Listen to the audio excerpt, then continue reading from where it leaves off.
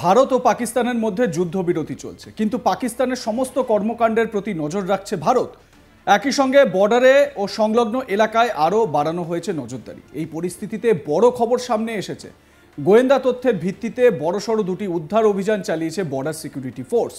একটি সংবাদ সংস্থার তথ্য অনুযায়ী অমৃতসরের রাজাতাল গ্রামের কাছে পাঞ্জাব পুলিশের সঙ্গে একটি যৌথ অভিযানের মাধ্যমে একটি ক্ষেত থেকে 559 গ্রাম নিষিদ্ধ সামগ্রী উদ্ধার করা হয়েছে। অন্যদিকে গুরদাসপুরের গোলাদোলা গ্রামে বাজেয়াপ্ত করা হয়েছে একটি DJI ম্যাভিক ও ক্লাসিক ড্রোন, 3 ক্লাসিক ড্রোন।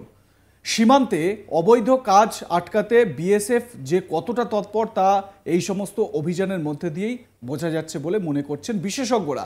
তবে শুধু পাঞ্জাবে নয়, সম্প্রতি এই বাংলায় ভারত বাংলাদেশ সীমান্তবর্তী এলাকা থেকে উদ্ধার হয়েছে ড্রোন।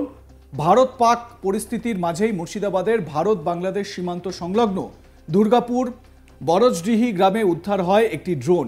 ঘটনাকে ঘিরে ব্যাপক চাঞ্চল্য ছড়া এলাকায়। উদ্ধার হওয়া ড্রোনটি কোথা থেকে এসেছে তা খতিয়ে দেখছে পুলিশ। ড্রোনটি পরীক্ষা করার জন্য নিয়ে গিয়েছে BSF।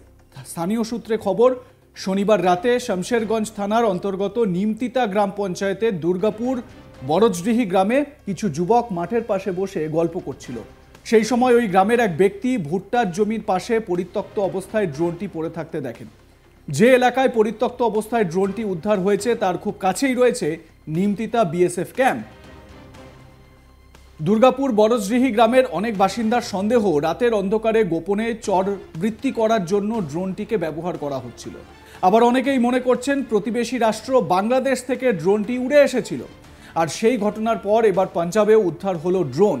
স্বাভাবিকভাবেই এলাকায় একটা চাঞ্চল্য, স্থানীয় মানুষের মধ্যে একটা কৌতূহল তৈরি হয়েছে, কোথা থেকে এই ড্রোন এলো। এই ড্রোনগুলিকে যদি আপনারা দেখেন খুব ভালো করে, তাহলে বোঝা যাবে যে এই ড্রোনগুলোকে কোনো না কোনো রকমভাবে চরবৃত্তির জন্যই ব্যবহার করা হচ্ছিল। মানে ওই এলাকায় কিভাবে কাজ হচ্ছে বা ওই এলাকার সামগ্রিক পরিস্থিতি কীরকম, কোথায় কি রয়েছে না রয়েছে, কোথাও যদি অশান্তি পাকাতে হয় তাহলে কোন জায়গাকে ব্যবহার করা যেতে পারে ইত্যাদি সমস্ত কিছু এই ড্রোনের মধ্যে ক্যাপচার হয়ে যাচ্ছে।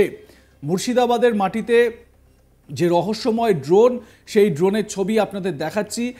আপনারা জানেন যে এই মুর্শিদাবাদী বেশ কয়েকদিন আগে উত্তপ্ত হয়েছিল এই যে ওয়াকফ সংশোধনী আইন, সেই ওয়াকফ সংশোধনী আইনের বিরুদ্ধে প্রতিবাদে গর্জে উঠেছিল বেশ কিছু মানুষ, মুসলিম সম্প্রদায়ের মানুষ। তারা প্রতিবাদ বিক্ষোভে সামিল হয়েছিলেন, কিন্তু সেটা যে প্রতিবাদ বিক্ষোভে শুধু সীমাবদ্ধ ছিল সেরকম নয়। বেছে বেছে হিন্দুদের বাড়িঘর ভাঙচুর করা হচ্ছিল, মন্দির ভাঙচুর করা হচ্ছিল।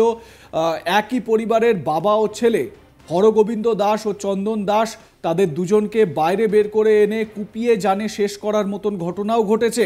স্বাভাবিকভাবে এই পরিস্থিতিতে উত্তেজনা তুঙ্গে রয়েছে মুর্শিদাবাদে। পরিস্থিতি নিয়ন্ত্রণে আনতে ইজাজ খান নামে এক যুবককে যখন তারা আন্দোলন করতে যায় বা যখন তারা ইট হাতে সেখানে পরিস্থিতি গরম করতে যায়, সেই সময় পুলিশের গুলিতে ইজাজ শেখেরও জানে শেষ হয়, ইজাজ শেখ, এবং তারও মৃত্যু হয়।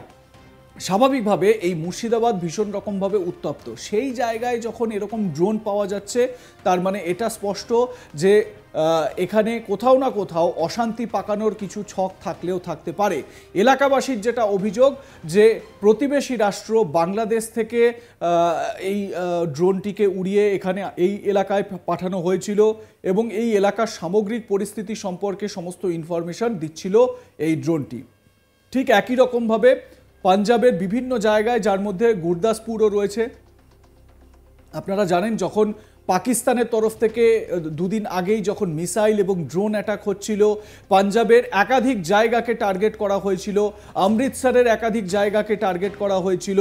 যদিও সেই টার্গেটগুলো বিফল হয়, কারণ ভারতের যে এয়ার ডিফেন্স সিস্টেম, সেই এয়ার ডিফেন্স সিস্টেম সেই মিসাইল অ্যাটাক বা ড্রোন অ্যাটাককে প্রতিহত করে এবং নিউট্রিলাইজ করে ড্রোনগুলোকে ভেঙে দেয়, যার জেরে বড়সড় কোনো ক্ষতি বা কোনো রকম নাশকতার কোনো ঘটনা, কোনো ব্লাস্টের ঘটনা কিন্তু ঘটেনি।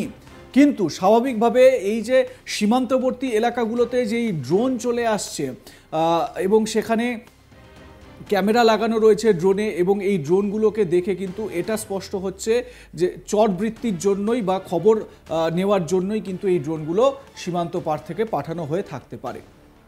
এ বিষয়ে আপনাদের মতামত কি? লাইক কমেন্ট শেয়ার করে জানাতে থাকুন। দেখতে থাকুন আজ তাক বাংলা।